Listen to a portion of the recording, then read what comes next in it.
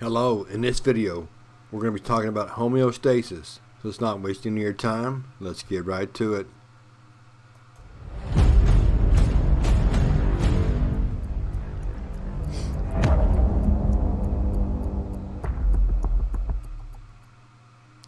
Now, when we're talking homeostasis, let's set what this word refers to. We're talking about controlling your internal variables through a cellular process. And as I mentioned in the previous video, your endocrine system, your nervous system has a big part in to do this. But think about just your own home and a reference to what homeostasis means. Think about your thermostat on the wall, wherever it may be. The idea of you can set a temperature. Say at our house, we're like a little bit warmer. So 76. Set it at 76, and just like your body sets it at 97.6. And so you set your house thermostat at 76. When it gets too warm, okay, and you got your air on, then the air conditioner kicks on to try to cool it back down. In the wintertime, when you set it at 74, 72, and it gets to 71, then the heater will kick on and try to warm it back up. That's the idea of homeostasis. Your body doing things to try to keep your variables at the recommended levels. pH levels in your blood, salt levels, water levels, whatever it may be, it's got a set number that it wants to work at, and your body tries to do things to make that happen.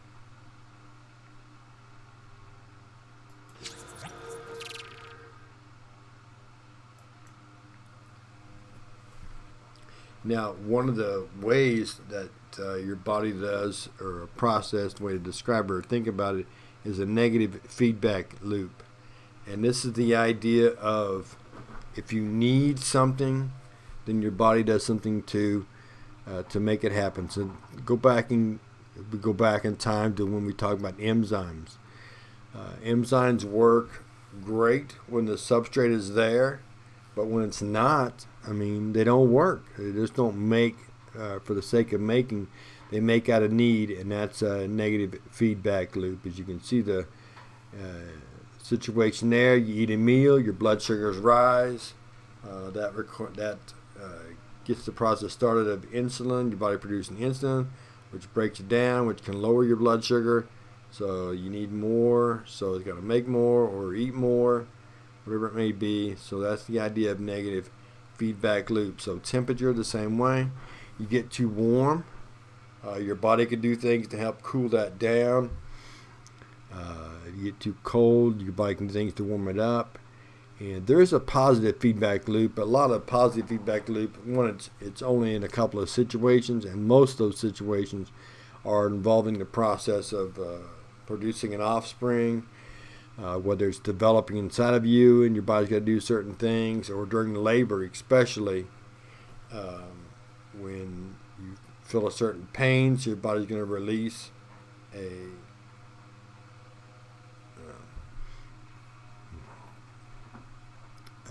something to counteract that. Negative feedback loops try to get your stimulus back to where it needs to be. In a positive, it's moved far away, and your body's trying to bring it back.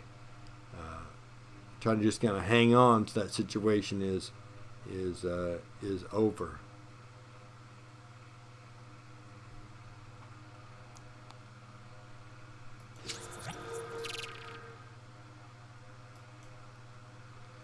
All right, so other ideas on homeostasis.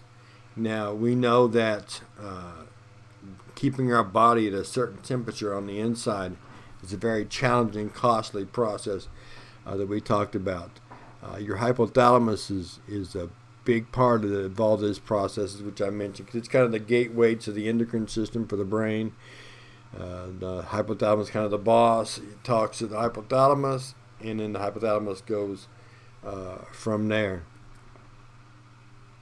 But the idea of endotherms, controlling temperature, ectotherm, dealing with temperature. One of the neat ways that your body can warm or cool areas is vacillation and vasoconstriction, the dilating of the blood vessel, which means opening, maintaining it bigger. Constriction means to reduce.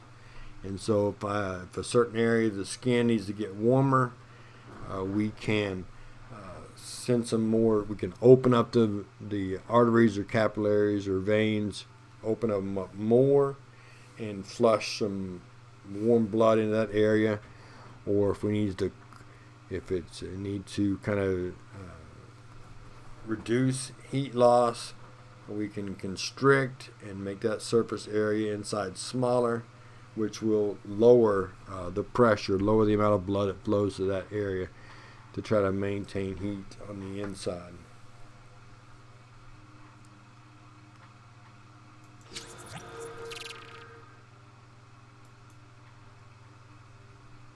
All right, next topic again, homeostasis abound, but bioenergetics.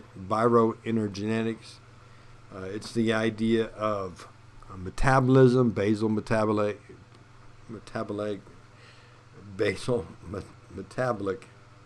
rate, BMR.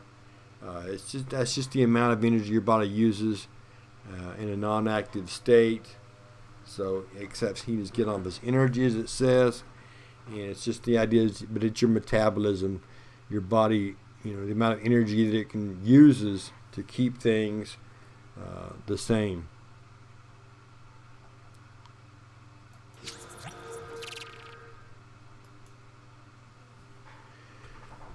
All right, when it comes to BMR, some things to think about is that small animals, a mouse, just think how much movement a mouse has. I mean, it's constantly moving, looking for food, watching for predators.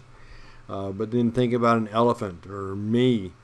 Okay, I might move some throughout the day, but not anywhere like on a mouse that covers miles of range in a day.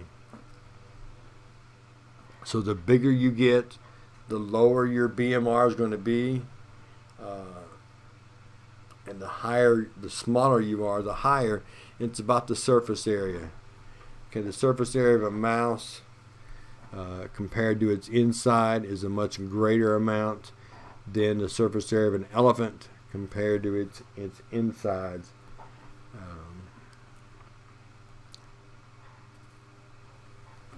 Again, we've been talking about heat.